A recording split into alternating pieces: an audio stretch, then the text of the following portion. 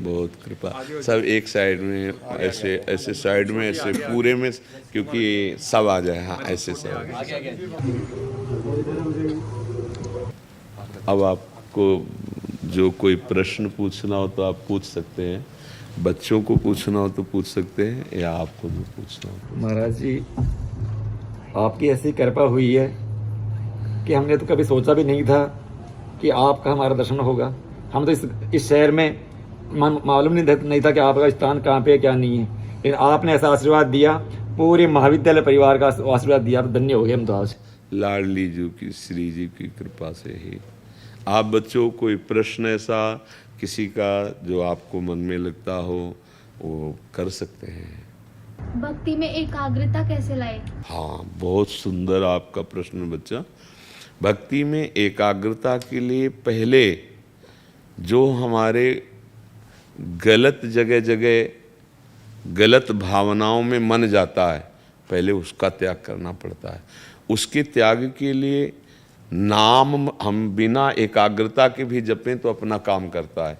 जैसे हम आग को भाव से छुएं तो जल जाएंगे ना, कोई ज़बरदस्ती छुआ दे तो जल जाएंगे ना, भूल से छू जाएं तो जल जाएंगे ना।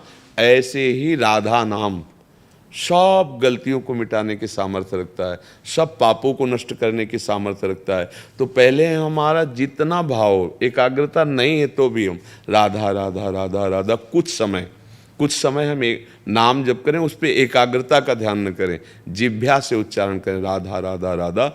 इसमें जो रस बनता है राधा रस, ये अंदर जाता है जब, तो ये पाप नष्ट करता है। जैसे हम भगवान का चरणामृत लेते हैं ना, तो हमारे पाप नष्ट करता है, अकाल मृत्यु के योग को मिटा देता है। अकाल मृत्यु हरणम सर्वव्याधि विनाशनम श्री कृष्ण पादोदकम पीत्वा पुनर्जन्म न विद्यते। भगवान का चरणामृत जैसे हमको अकाल मृत्यु से बचाता है, पाप नष्ट करता है, जन्म मरण के दुख से मिटाता है, ऐसे हर क्षण चरणामृत बनता है यहाँ नाम जापक का। जैसे हम राधा राधा राधा, तो यहाँ जो रस आया उसको जो हम लीलते तो हमारे पापों को नष्ट करके हमारी बुद्धि को प्रकाशित करता है। तब हम देख पाते हैं जो हम गलत आचरण करने जा रहे हैं या गलत आचरण किए या जो गलत संग है, हमको इसका त्याग करना चाहिए। तो बिना गलत आचरणों का त्याग के मन एकाग्र नहीं होता, क्योंकि मन ही तो संसार में जाता है। तो अपने सब ये प्रार्थना, अपने घर के बच्चे हो, कोई भी बच्चा तब तक उस व्यक्ति का, उस बच्चे का संग अपने गुरुजनों से बात, महाराज ऐसी ऐसी बात ये गलत है, हाँ, बस उसका त्याग दे। वो दोस्त ने जो गंदी बात सिखावे, वो दोस्त ने जो गंदे आचरणों में ले जाए, वो दुश्मन है, वो शत्रु है, ऐसा नहीं। दोस्त वही है जो कुपंथ से हटाकर सुपंथ में। जैसे हम प्रार्थना करेंगे कि आप सब बच्चे ऐसी गलतियों में न फंसना। ये जो आजकल वो चला है ना, बॉयफ्रेंड गर्लफ्रेंड का, वो नहीं चला। हाँ बच्चों, इस गलती को स्वीकार न करना, नहीं गृहस्थ धर्म में आप योग्यता खो देंगे। आप एक अच्छे सदगृहस्थ हो करके, ऐसा जैसा हमारे शास्त्रों में लिखा है कि वो गृहस्थ भी भगवत प्राप्त हो जाता है, आप फिर बहुत गलती हो जाएगी।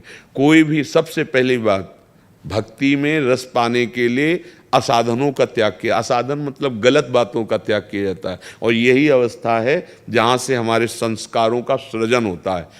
हम बहुत अच्छे, हमारे देश के काम, बहुत अच्छे समाज के काम में देखो, स्त्री शरीर में है, पर हमारा राष्ट्रपति कौन है? हाँ, है ना। तो आप सोचो, राष्ट्रपति है, शरीर स्त्री का है, पर हमारे राष्ट्र की स्वामी है नहीं? तो आप सब बच्चे क्यों नहीं बन सकते? आप हमारे देश के विशेष पदों में, आप हमारे समाज के विशेष पदों में, और देखो हम भी किसी माँ से ही तो प्रकट हुए, उनका भी शरीर स्त्री से ही था।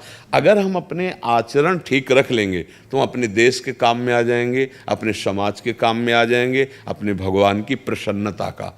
तो इसलिए कोई भी बच्चा अगर कोई गंदी बात, कोई हरकत, गंदी चेष्टा, कोई गंदे इशारे, कोई गंदे दृश्य दिखाता हो, तत्काल अपने गुरुजनों से, अपने टीचर से, अपने माता पिता से उसकी शिकायत करे, कभी उसका संग न करे। अगर आप ऐसे चलोगे और राधा राधा नाम जप करोगे। और तीसरी बात, भोजन सुधार। ये जो आजकल बच्चों बाजार की वो जैसे नहीं कहते पिज्जा विजा क्या नहीं, ये सब चीजें बहुत गंदी, तुम्हारे लीवर को खराब करेंगी, तुम्हारी बुद्धि को खराब। अच्छी जरूर लगती खाने में, हाँ अधिकतर घर का टिफिन पाने की कोशिश करो, अपने माता पिता से 2 पराठा 2 रोटी जो बन जाए, भोजन शुद्ध तो बुद्धि शुद्ध। अच्छा, आप बाजार में शीशा के अंदर बहुत बढ़िया लग रही सामग्री, लेकिन बनाने वाले ने कैसे बनाया, उसके विचार कैसे थे, और वो स्वास्थ्य आजकल जो है सब बीमारी का घर है ये बाजार की चीज़ें। तो जहाँ तक हो सके बाजार की चीज़ों से बचो, ऐसी चीज़ें जो वहाँ तली गई हैं बनाई गई, अपने घर में आओ और उसको बनवा करके प्रभु को अर्पित करके पाओ तो बुद्धि शुद्ध रहेगी। संग ठीक, भोजन ठीक, कोई कुसंग करने वाला उसका त्याग, अपने आप एकाग्रता आ जाएगी भक्ति में, अपने आप एकाग्रता आ जाएगी। और आपको जो किताबें दी गई हैं, जो काम दिया गया है विद्या का, वो भी भजन है, वो भी भक्ति है। अगर हम ना थोड़ा पढ़े होते, जैसे अब अंग्रेजी नहीं पढ़े तो अब अंग्रेजी कोई बोले तो हम नहीं जान पाएंगे। अब हम हिंदी पढ़े और ब्राह्मण के घर जन्म हुआ तो संस्कृत का स्वाभाविक वातावरण था, तो 2 विद्याओं का हमें ज्ञान है, हिंदी और संस्कृत। तो अब हम उसे बोल पा रहे हैं, तो वो ककाहरा जो हमें सिखाया गया वो हमारे काम आ रहा है कि नहीं आ रहा। तो ये लौकिक विद्या ना समझी जाए, जैसे पढ़ाई है ना, ये भी भक्ति है।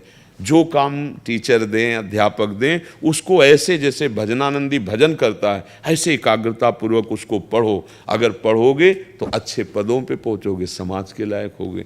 समझ रहे? तो राधा नाम जपना, कुसंग का त्याग करना, पवित्र और सात्विक भोजन पाना, और अपनी पढ़ाई को भजन मानना, साधना मानना, बस इसमें ही सब कुछ प्राप्त हो जाएगा आप लोगों को। भोजन बहुत सुधार करो, भोजन गलत हो जाएगा तो हमारा बुद्धि निर्णय ठीक नहीं करेगी। जैसे देखो थोड़ा कोई नशा कर लेता है ना, तो देखो उसकी बुद्धि बिगाड़ दी ना।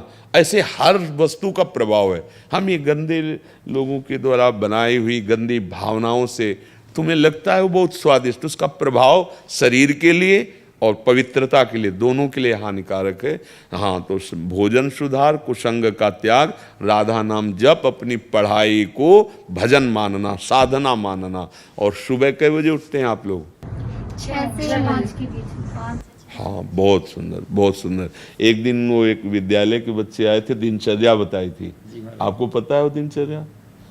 अपने बच्चों को दिनचर्या, आप वो दिनचर्या देखिएगा जो सेट हो जाए, वो दिनचर्या बच्चों को बता दीजिएगा। एक बार वो पूरी दिनचर्या है ना, हाँ वो दिनचर्या। और स्कूल में प्रार्थना आदि तो होती ही होगी। हाँ, बहुत सुंदर, बहुत सुंदर। और हमें लगता है कि 5-10 मिनट थोड़ा महापुरुषों की कोई चरित्र या अध्यात्म की कोई बातें, जिससे बच्चों की बुद्धि पवित्र हो, अध्यात्म ही कर सकता है। हाँ, बहुत बहुत सुंदर, ठीक है। ये मन विचलित क्यों होता है, विचलित क्यों होता है बार बार? हाँ, विचलित इसलिए होता है बच्चा कि हमने मान लिया है संसार में सुख, भोगों में सुख, वहीं तो जाता है। विचलित कहाँ होता है? भगवान के लिए तो कभी रोया नहीं, भगवान की तो चाकी नहीं। अच्छा, इसमें बच्चा सुख है नहीं। जैसे आप बताओ, आपको कितने रुपए मिल जाए कि आप प्रसन्न हो जाओगे? तो आप मान लो ऐसा कहो कि 1 लाख, तो आप जब आपके पास 1 लाख आएगा ना, तो 10 लाख की आकांक्षा पैदा हो जाएगी। 10 लाख आएगा ना, तो 1 करोड़ की आकांक्षा, ये कभी शांत नहीं होगा। भोगों में कभी शांत नहीं, भोगों का मतलब संसार में कभी शांत नहीं होता। हमारी मांगे बढ़ती चली जाती है। अच्छा, क्या हम लोग भ्रम से यही मान लिए हैं कि भोगों में, संसार में सुख है। इसीलिए तो कहते 5 मिनट से तुम राधा राधा जपना, धीरे धीरे सब ठीक हो जाएगा। ये हाँ, मन की संकल्प वृत्तियां भगवान के नाम से नष्ट हो जाती है। सबको प्रणाम। श्री हरि।